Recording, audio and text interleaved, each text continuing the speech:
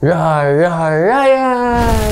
Kung naka-Innova, Fortuner, or Hilux ka, like mo na kagad tong video na to. Sure ako, makakatulong tong episode na to sa'yo sa pag-maintain ng sasakyan mo.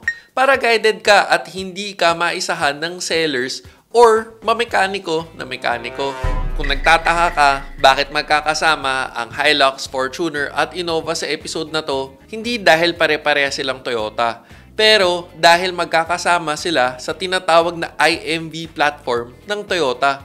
Galing no? Isipin mo, para kang nakapag-isip ng 3-in-1 solution para sa pickup, 7-seater SUV at MPV. Para bang sinabi nila sa paggawa ng sasakyan, hindi mo kailangan gawing komplikado ang solusyon sa pangangailangan ng tao.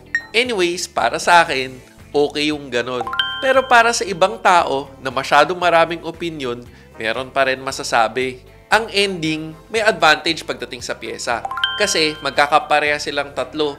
Kaya doon na lang sila sa opinion nila, dito tayo sa tunay na may advantage. Diba, ang content ko ay para makatulong sa pagbigay ng proper information sa viewers. Minsan, to promote critical thinking. Kaya don't forget to like the video and subscribe if you support my advocacy. By the way, may support Real Ryan stickers na rin pala tayo. Kaya kung gusto mo mag-represent ng pinaglalaban natin, andito lang yung link sa video. Welcome sa Ultimate Maintenance Guide para sa Hilux, Fortuner at Innova. Siyempre, unang tanong kagad dyan, anong oil ang okay para sa kotse mo, di ba? Maraming opinion dito. Pero eto sa akin. Una, make sure na yung engine oil mo dapat pwede sa diesel. Ideally, fully synthetic na rin kasi naka-turbo. 6 months or 10k kilometers ang change oil schedule. Please make sure na quality. Meron genuine Toyota nito. Toyota fully synthetic 5W30. Ililink ko na lang dito sa video. Bago na rin pala ang specification ng Toyota engine oil para sa 2025. Ganito ng itsura. Ito, madalas sinasabi ng mga tao, wag daw Toyota engine oil. Kasi wala naman daw pagawaan ng langis ang Toyota. O kaya, repack lang daw to. Ito lang magkaiba ang repack versus formulated na para sa kanila mismo. Ito, controversial na naman. Kasi usually, hindi rin nire-recommend ng iba. Pero para sa akin, mag-engine flush. Bakit? Kasi sa diesel, mas bugbog ang langis. Dahil constant high temp ang diesel engine. At hindi lang engine lang ang nilulubricate, pati turbo. Isipin mo na lang, ang Toyota engine flush may specific na pang diesel at pang gas. Bakit kaya? Tapos syempre, sa bawat change oil, palit rin ng oil filter. Yung mga top up or palit lang ng oil filter, hindi rin ako fan. Ayoko yung akala ko makakamura ako, pero mapapamura na lang pala ako pag nag-sludge machine ako. Next, air filter. Isa rin tong madalas na binabaliwala ng tao. Isip kasi para sa hangin lang. Pero ang original na air filter, sinisigurado nito na tama ang airflow para sa air-to-fuel ratio at nafi-filter na mabuti ang dumi. Take note, maalikabok pa naman dito sa atin. At kung nabigyan ka ng peke, hindi mo malalaman ang orig sa peke. Pero ako na bahala sa'yo para sure orig. Ito, visual inspection. Every time mag-change oil ka, which is more or less mga 6 months, pasilip mo na. Tapos, kung parang tumigas na yung hibla or naghimulmul na, palit na. Kapag may deform or parang napipilas na, palit na rin. Ang lifespan nito, nasa 20k kilometers. Tapos, pwedeng mas mapaaga. Kaya ideal yung may visual check-up nito. Take note may updated air filter na rin. Mas manipis na ngayon ang genuine Toyota air filter para sa Fortuner, Innova at Hilux. Ililink ko lang din dito sa video. Itong mga nauna, crucial para sa engine performance at fuel economy. Bago pala mag-next item, singit ko na lang din dito yung Toyota Injector Cleaner para maintained ang performance ng injectors. Actually, kung may bara sa injector, kaya rin nito maayos yon para hindi tumakaw sa diesel ang sasakyan mo. Ideal to sa tatlong magkakasunod na full tank. Tsaka, may specific na pang gas at pang diesel. Malamang, dapat pang diesel kunin mo kung diesel ang sasakyan mo. Next item na pag-uusapan natin, yung nag-handle ng ibang components ng sasakyan mo, drive belt.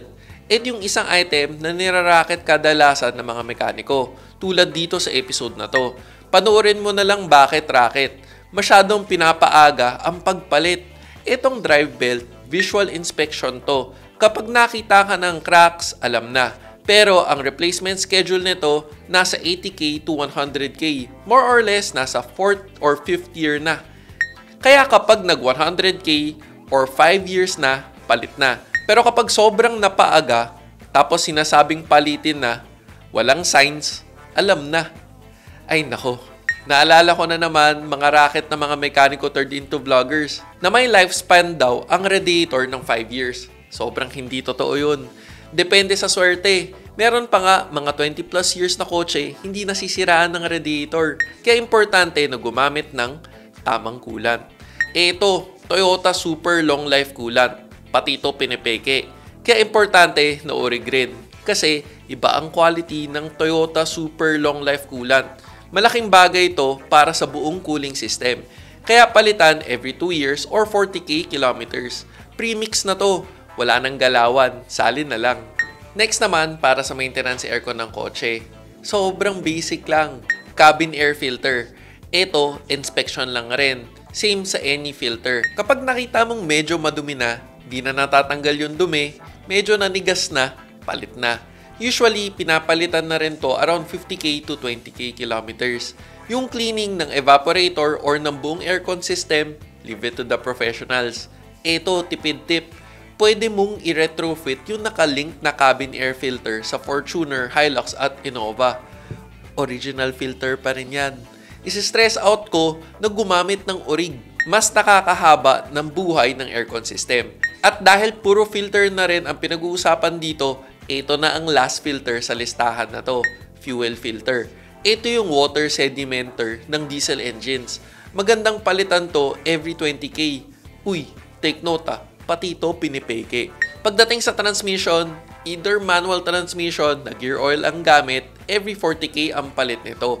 So automatic transmission, world standard, 80k naman, at magandang isabay ang transmission strainer na rin dito. Next, brake pads. Ito, ang daming replacement options dito.